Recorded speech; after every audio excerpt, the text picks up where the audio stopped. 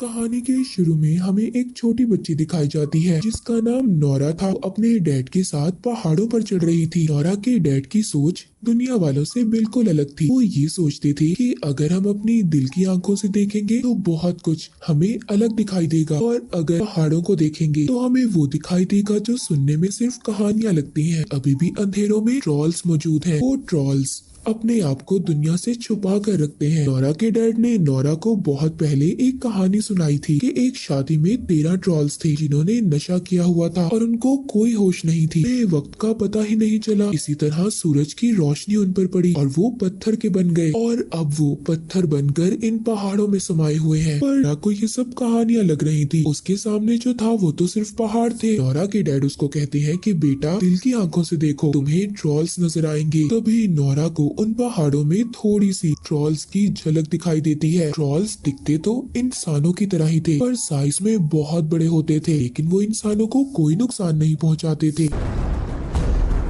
तो कहानी थोड़ी सी आगे बढ़ती है। नोरा अब बड़ी हो चुकी थी। वो एक प्रोफेसर थी और अपनी टीम के साथ एक जगह पर खुदाई कर रही थी, पर उनको खुदाई के दौरान कोई भी कीमती चीज नहीं मिलती। उनकी टीम वहाँ पर 6 महीने से खुदाई कर रही थी, पर उनको वहाँ पर अभी तक कोई भी बड़ी चीज नहीं मिली थी। टीम के लीडर भी नोरा को समझाते हैं कि अब हमें यहाँ से चले जाना चाहिए, पर नोरा अभी भी थोड़ा सा और वक्त चाहती थी, क्योंकि उसके डैड ने उसे यही सिखाया था कि बेटा, अपने आप पर भरोसा करना चाहिए। उसको किसी की भी परवाह नहीं थी। वो खुदाई कर रही थी। तभी अचानक से जमीन में उसे कुछ दिखाई देता है। उनको बहुत बड़ी चीज मिली थी। दूसरी तरफ नॉर्वे के पहाड़ों में बारूद को सेट किया जा रहा था ताकि पहाड़ों को उड़ाया जा सके। कि वहाँ पर एक स्टेशन बनाया जा रहा था। जब बॉम्ब फटते हैं तो वहाँ पर बहुत बड़ा धमाका होता है। वर्कर्स जब टनल के अंदर चेक करने जाते हैं तभी उनकी तरफ कुछ आता हुआ दिखाई देता है। सभी वर्कर्स वहाँ से डरकर भाग रहे थे।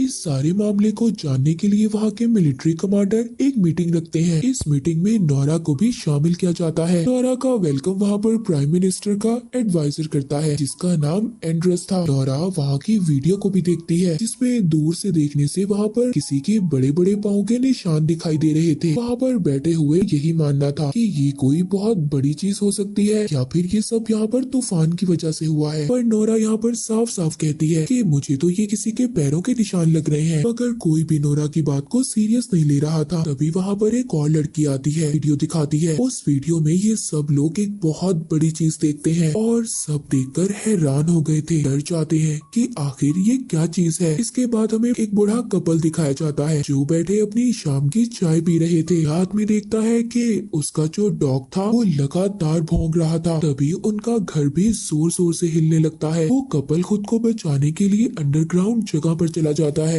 वहाँ पर जोर जोर से हलचल हो रही थी। जब दोनों थोड़ी देर बाद बाहर आकर देखते हैं तो उनका घर तो पूरी तरह से तबाह हो चुका था। इस सारे मामले को जानने के लिए नोरा और एंड्रस को इनके पास भेजा जाता है। रास्ते में जाते हुए एंड्रस नोरा से उसके डैड का पूछता है। नोरा बताती है कि मेरी मॉम तो बहुत सालों पहले मर चुकी है और मेरे डैड जिंदा है। मेरे डैड की सोच दुनिया से बिल्कुल अलग है, इसलिए वो बिल्कुल अकेले रहते हैं। एंड्रस नोरा को अपने बारे में भी बताता है कि उसे एक राइटर बनना था पर वो नहीं बन पाया। यही बातें करते हुए अब वो उस बूढ़े कपल के पास पहुँचते हैं जहाँ पर उन्हें एक कैप्टन मिलता है। वो बताता है कि कोई नदी को पार कर आया और दूर पहाड़ों की तरफ चला गया और 3 किलोमीटर तक उन्हें बड़े बड़े पैरों के निशान मिले हैं। फिर जिसके बाद पैरों के निशान गायब हो गए।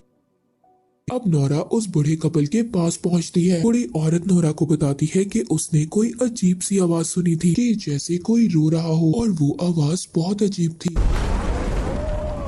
लेकिन अचानक से गायब हो गई। इतनी बड़ी चीज अचानक से कैसे गायब हो सकती है। उस बूढ़ी औरत की बातें सुनकर एंड्रस और अपने साथ कैप्टन को लेकर अपने डैड के पास चली जाती है कि नोरा के डैड ने पहाड़ों को करीब से देखा था और पहाड़ों को इतने अच्छे तरीके से नोरा के डैड के अलावा कोई नहीं जान सकता था। अब जब नोरा अपने डैड के पास जाती है तो नोरा के डैड के घर में ट्रॉल्स की बहुत ज्यादा तस्वीरें थी। नोरा के डैड बताते हैं कि बहुत सालों पहले काम चल रहा था, तभी पहाड़ों में से कुछ निकला था, पर उसको साबित करना बहुत मुश्किल था। इस वक्त गवर्नमेंट ने सारे सबूतों को मिटा दिया। तभी नोरा कहती है कि आज भी पहाड़ों से कुछ निकला है। डैड उसको बताते हैं कि कई हजार साल पहले ट्रॉल्स ऐसे ही खुले आम फिरा करते थे। कोई भी इंसान अगर ट्रॉल्स के साथ कोई ताल्लुक रखता था तो उस इंसान को सजा दी जाती थी। कई साल पहले भी ट्रॉल्स बाहर आए थे और नोरा के डैड ने उनका पता लगा लिया था। नोरा के डैड को पागल साबित कर उन्हें पागल खाने भेज दिया गया, जिसके बाद नोरा अपने डैड के साथ उसी जगह पर जाती है जहाँ से पैरों के निशान खत्म हो गए थे। नोरा के डैड पत्थरों को गौर से देख रहे थे।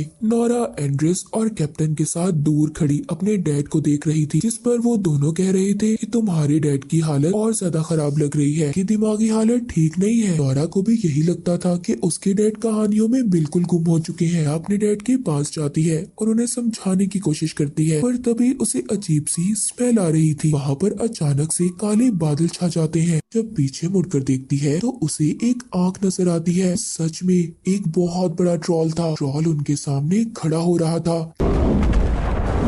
कैप्टन जल्दी से सबको वहाँ से ले जाता है और यहाँ से निकलते हुए वो अपने कैमरे में सबको ये वीडियो वहाँ पर मिलिट्री कैंप में दिखाते हैं। किसी को भी देखकर आंखों पर यकीन नहीं हो रहा था। नोरा के डैड अब भी ट्रॉल्स की बात ही कर रहे थे, पर अभी किसी को भी उनकी कहानियों पर यकीन नहीं था, इसीलिए उनको वहाँ से बाहर निकाल दिया जाता है। नोरा यहाँ पर सब बातें समझने के लिए उनसे थोड़ा टाइम मांगती है। वहाँ की प्राइम मिनिस्टर नोरा से कहती है कि हमारे पास इतना वक्त नहीं है कि तुम इन सब बातों को समझोगी, और हम उस वक्त तक का इंतजार करेंगे जब तक तुम समझोगी कि वो क्या चीज है। वो चीज हमें तबाह कर देगी। अब आगे का काम मिलिट्री ही संभालेगी। वो जो भी चीज होगी उसको मार दिया जाएगा। कैप्टन के पास जाती है। वो कैप्टन से कहती है, क्या तुम हमें अपने साथ नहीं लेके जा सकते? मैं भी तुम्हारे साथ जाना चाहती हूँ। कोई इस बात की इजाजत तो नहीं थी कि वो इन तीनों को साथ लेकर जाता, लेकिन फिर भी वो नोरा की बात मान लेता है। मिलिट्री उन्हें ट्रॉल की लोकेशन बताती है कि वो कहाँ पर है, जिसके बाद सभी वहाँ पर पहुँच जाते हैं। वहाँ पर सब फौजियों को भेज दिया जाता है। वहाँ पर सबको ट्रॉल का इंतजार करना था। वहाँ पर डैड उससे माफी मांगते हैं क्योंकि नोरा के डैड ने उसे कभी टाइम नहीं दिया था। उसके डैड के होते हुए भी उसने ऐसी जिंदगी गुजारी कि जैसे उसका इस दुनिया में कोई ना हो। नोरा कहती है कि मैं अकेली नहीं हूँ, डैड अभी मेरे साथ है। इसके बाद वहाँ पर ट्रॉल आ जाता है, लेकिन वो अपनी जगह पर ही रुक गया था। उसको पता चल गया था कि इर्द गिर्द लोग हैं। फिर वहाँ पर ट्रॉल को देखते ही फायरिंग करने का हुक्म दे देता है, पर उस फायरिंग से ट्रॉल को कुछ भी नहीं हो रहा था। उल्टा ट्रॉल को बहुत ज्यादा गुस्सा आ जाता है।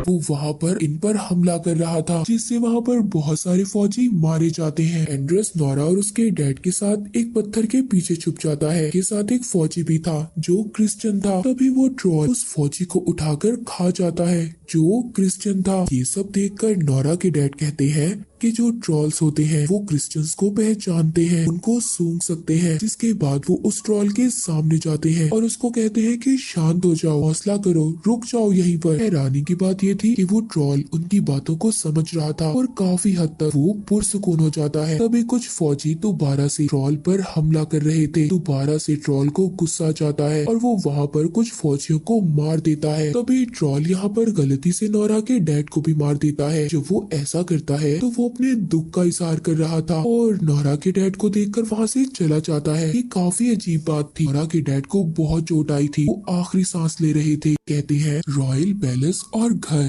ये कहकर वो मर जाते हैं। अपने डैड को भी खो दिया था। उसका अब इस दुनिया में कोई भी नहीं था। अगले दिन कैप्टन नोरा को बताता है कि एक हवाई हमला करने वाली है, जिससे उन्हें बहुत ज्यादा नुकसान हो सकता है। नोरा अब ट्रॉल पर सर्च करने लगती है। उसको पता चलता है कि ट्रॉल्स को चर्च की घंटियां बुरी लगती थी, इसीलिए वो चर्च पर हमला करते थे। नोरा अब इन सब बातों को सामने रखती है। कैप्टन भी नोरा का साथ देता है। अब वहाँ पर कमांडर की बात को सामने रखते हुए उसे एक मौका देने का सोचते हैं, क्योंकि अगर इतने नुकसान को रोककर ट्रॉल्स को रोका जा सकता है तो ये उनके लिए एक अच्छी बात थी। प्लान यहाँ पर ये था कि वो चर्च की घंटियों को बचाकर उस ट्रॉल को रोकेगी। नोरा का ये आइडिया काम भी करता है। ट्रॉल को जब चर्च की घंटियां सुनाई देती हैं, तो वो इन घंटियों की आवाज को बर्दाश्त नहीं कर पाता।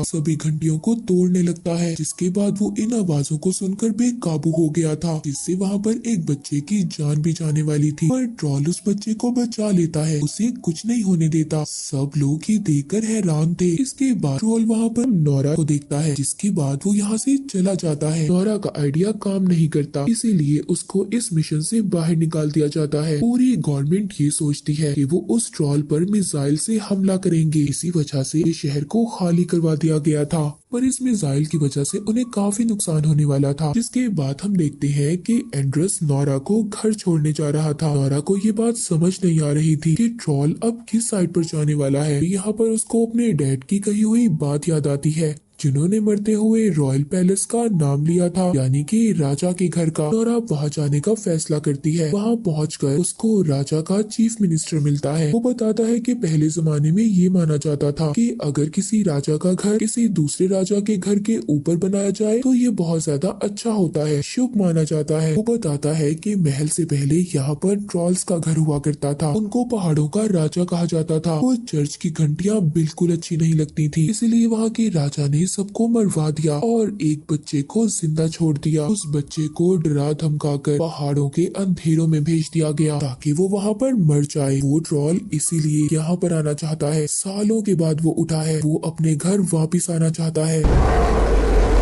वो मिनिस्टर वहाँ पर उनको गुफा में कुछ कंकाल दिखाता है जो सभी ट्रॉल्स के थे। जब वहाँ के कंकाल पर रोशनी करती है तो हिस्सा पत्थर का बन जाता है और उसको यहाँ पर वो कहानी याद आती है जो उसके डैड ने सुनाई थी, जो 13 ट्रॉल्स के साथ हुआ था। जब उन पर रोशनी पड़ी तो वो पत्थर के बन गए थे। कहानियों में भी यही लिखा गया था कि रोशनी उनकी दुश्मन, इसीलिए ट्रॉल्स पर अगर तेज रोशनी पड़ती थी तो वो पत्थर के बन जाते थे। नोरा कैप्टन को कॉल करती है और उसको अपना प्लान बताती है कि कैसे ट्रॉल को मारना है ताकि उनको बड़े से नुकसान को झेलना न पड़े। एक बहुत खुले मैदान की तरफ आने का कहती है और साथ ही बहुत बड़े सोलर सिस्टम का भी इंतजाम करने का कहती है। इसके बाद नोरा और एंड्रस अपनी गाड़ी के अंदर उस छोटे बच्चे के कंकाल को रख लेते हैं, जिसको राजा ने डरा धमकाकर दोबारा से गुफा में भेज दिया था, जो ट्रॉल ही था, ताकि वो जो बड़ा ट्रॉल है उसको देखकर उनका पीछा करे ताकि वो उसको मैदान की तरफ लेकर जा सके। थोड़ी ही देर बाद रेडियो पर भी ये अनाउंसमेंट हो जाती है कि कुछ देर के बाद मिसाइल्स को छोड़ा जाएगा। नोरा को यहाँ पर अपने प्लान को कामयाब करने के लिए इन मिसाइल हमलों को रोकना था, इसीलिए यहाँ पर एंड्रस अपने एक साथी को कॉल करता है ताकि वो सारी सिस्टम को हैक कर सके। वो ऐसा ही करती है और सारी सिस्टम को हैक कर लेती है, जिसके बाद सारे मिसाइल्स बंद हो जाते हैं। कैप्टन ने भी सोलर सिस्टम को सेट कर लिया था। दूसरी तरफ नोरा और एंड्रस उस कंकाल के साथ ट्रॉल के रास्ते में आकर खड़े हो जाते हैं। ट्रॉल वहाँ पर जब उस कंकाल को देखता है तो उनके पीछे पड़ जाता है। नोरा यहाँ पर जल्दी जल्दी अपनी गाड़ी भगाती है। नोरा अचानक से जब अपनी गाड़ी रोकती है तो वहाँ से कंकाल नीचे गिर जाता है, जिसके बाद ट्रॉल वहाँ पर उस कंकाल को अपने हाथ में उठा लेता है। देखकर रोने लगा था, अभी उसके दर्द को महसूस कर रही थी। ट्रॉल का पूरी दुनिया में कोई भी नहीं था, वो बिल्कुल अकेला था। तभी वो कंकाल नीचे गिरकर टूट जाता है। अब गुस्सा आ रहा था और गुस्से से वो नोरा और एंड्रस के पीछे पड़ जाता है। नोरा भी बहुत तेजी से गाड़ी चला रही थी ताकि वो ट्रॉल से बच पाए और वो उस खुले मैदान की तरफ पहुंच जाते हैं। ट्रॉल उनको पकड़ने ही वाला था, पर नोरा और एंड्रस ने अपनी गाड़ी से छलांग लगा दी। वहाँ पर उस मैदान में कैप्टन सोलर सिस्टम को चला देता है। उधर दूसरी तरफ मिलिट्री कैंप में भी ये पता चल गया था कि मिसाइल के सिस्टम को हैक किया गया है। वो सिस्टम को दोबारा से एक्टिवेट कर देते हैं। मिसाइल्स को भी छोड़ दिया जाता है। जब कमांडर को ये बात पता चलती है कि वहाँ पे फौजी भी हैं, तो वो मिसाइल को वहाँ पर रोकने का कहता है। वहाँ खुले मैदान में अब ट्रॉल पर जो बहुत ज्यादा रोशनी पड़ती है तो वो चीखने लगता है। आहिस्ता आहिस्ता वो पत्थर का बन रहा था, उसको काफी दर्द हो रहा था, वो चीखते हुए रो रहा था। तभी यहाँ पर नोरा को एहसास होता है कि ये सब गलत कर रहे हैं। पहले भी उनको मारकर उनका सब कुछ छीन लिया गया था, जबकि वो लोगों के लिए कोई खतरा भी नहीं थे। इस दुनिया में कुदरत ने बनाया है, इसलिए उन्हें भी जिंदा रहने का हक है। नोरा सारे सोलर सिस्टम को बंद कर देती है और ट्रोल के सामने जाकर खड़ी हो जाती है। वो ट्रोल से कहती है कि यहाँ से चले जाओ, दूर कहीं, दोबारा से अंधेरे में जाकर छुप जाओ, ये लोग तुम्हें खत्म कर देंगे, तुम्हें मार देंगे। ट्रोल भी यहाँ पर नोरा की बातों को समझ रहा था, पर अब बहुत देर हो चुकी थी। सूरज निकल गया था और सूरज के निकलते ही वो ट्रॉल पत्थर का बनने लगता है। देखते ही देखते वो पत्थर का बन जाता है। बहुत अफसोस था कि वो ट्रॉल को बचा नहीं सकी। खैर वहाँ पर मिलिट्री कैंप की टीम पहुँचती है। वहाँ की प्राइम मिनिस्टर नोरा से कहती है, तुम्हारे डैड की कहानियाँ बिल्कुल सच्ची थी। को भी इसका एहसास हो गया था कि उसके डैड हमेशा से सच्चे थे। एंड्रस भी यहाँ पर अपनी नौकरी छोड़ देता है। वो प्राइम मिनिस्टर से कहता है कि मुझे तो राइटर बनना है। एंड्रस नोरा से कहता है, क्या पहाड़ों के अंधेरों में और भी ट्रॉल्स रहते हैं? नोरा इस बात पर हंसने लगती है, कहती है, हाँ कुछ भी हो सकता है, ये दुनिया बहुत बड़ी है। और इसी के साथ ये मूवी यहीं पर खत्म हो जाती है।